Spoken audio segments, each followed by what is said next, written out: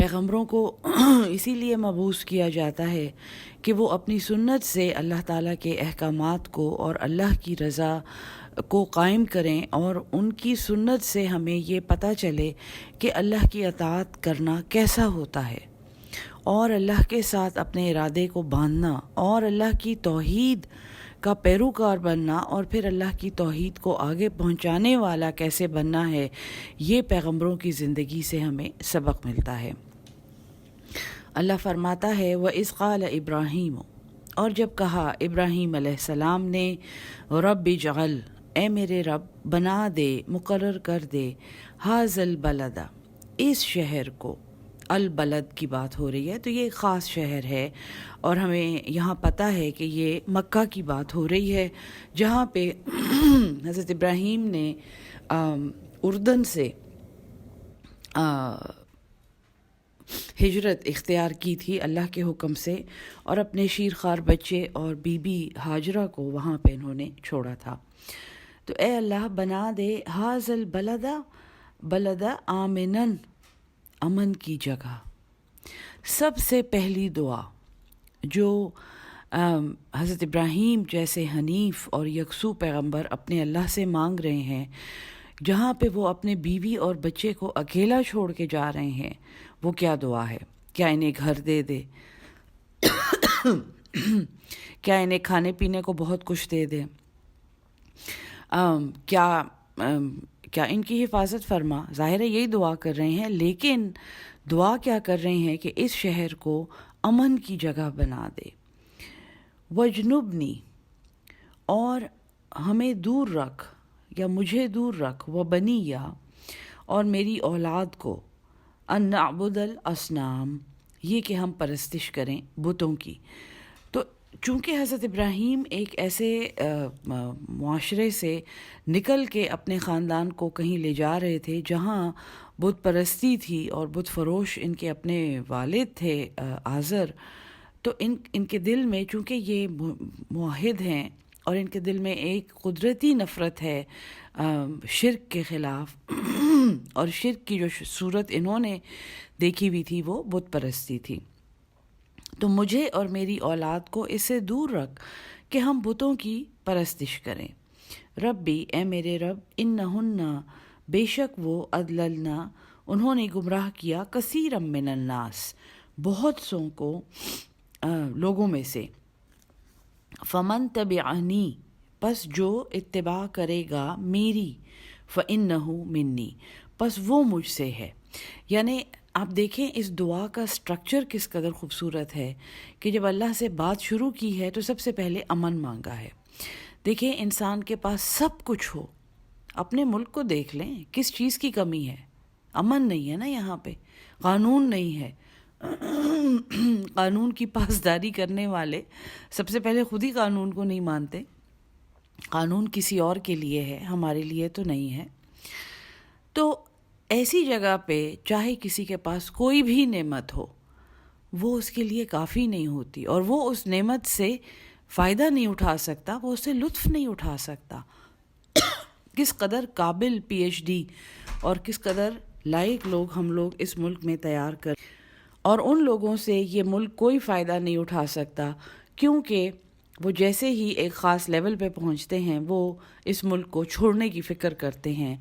यहाँ पे जो बदअमनी है और यहाँ पे नेमत की जो बेकदरी हो रही है, वो यकीनन हम सब की बदबख्ती का एक बहुत बड़ा हिस्सा है। तो या अल्लाह, इस शहर को अमन की जगह बना दे, और हमें दूर रख, और मेरे बच्चों को, कि हम बुत परस्ती करें, हम बुतों की परस्तिश करें। ए अल्लाह, इन्होंने बहुत सौ को गुमराह किया है। ये कह रहे हैं, ए हमारे रब, इन्होंने बहुत सौ को गुमराह किया है, तो जो मेरा इत्तिबा करेगा, जो मेरी बात मानेगा, जो मेरी सुन्नत पे चलेगा, तो वो मुझ में से है, यानी वो मेरी उम्मत है, चाहे वो दुनिया में कहीं भी हो। अब ये तो एक बिल्कुल गैराबाद जगह पे खड़े हुए हैं और ये दुआ मांग रहे हैं। एक मक्का हम में से जिन्होंने देखा हुआ है, और अल्लाह सबको दिखाए, मक्का में जहाँ पे बैतुल्लाह है या बाकी मक्का का शहर है, उससे बाहर जहाज़ में से जब आप उस लक व दक सहरा को देखते हैं तो इंसान की अक्ल हैरान रह जाती है। वहाँ पे छोटी सी कोई झाड़ी भी नहीं उगती, اور آپ اس زمانے میں ہزاروں سال پہلے مکہ کو امیجن کریں جہاں پہ یہ ایک جوان عورت اور ایک شیرخوار بچے کو چھوڑ کے جا رہے تھے، اور وہاں پہ یہ دعا کر رہے ہیں کہ یا اللہ اسے امن کی جگہ بنا دے اور ہمیں شرک سے بچا کے رکھ۔ کوئی مٹیریل دعا نہیں مانگی ہے، ابھی آگے آئے گی مٹیریل دعا ان کی، لیکن دعا کا سیکوینس آپ دیکھیں۔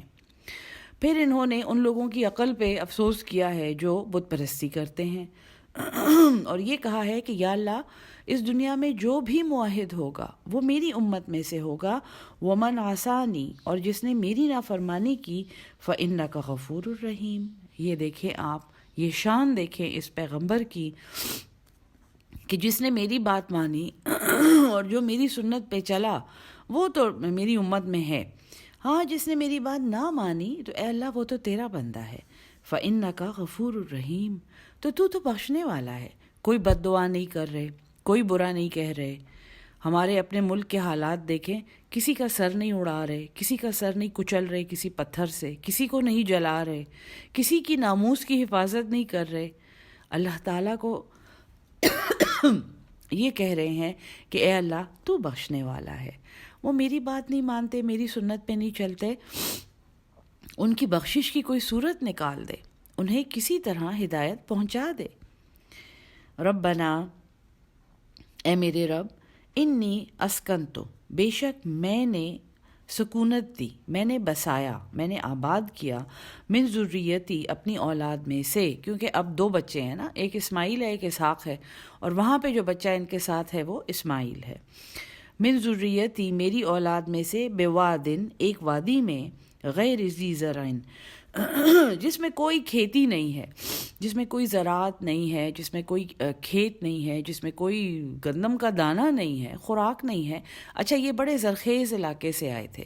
مڈل ایسٹ میں اردن کا جو علاقہ ہے جہاں سے حضرت ابراہیم آ رہے ہیں وہ بڑا گرین ہے، اور اس میں فروٹس ہیں، اولیوز ہیں اور سیب ہیں، اور بڑا کچھ اس میں پیدا ہوتا ہے۔ تو یہ وہاں سے آ کے اللہ کے حکم سے مکہ میں اپنی فیملی کو چھوڑ رہے ہیں۔ تو کہتے ہیں میں تو ایک ایسی وادی میں ان کو لے آیا ہوں جہاں کوئی زراعت نہیں ہے، عند بیتک المحرم، تیرے گھر کے نزدیک جو احترام والا ہے۔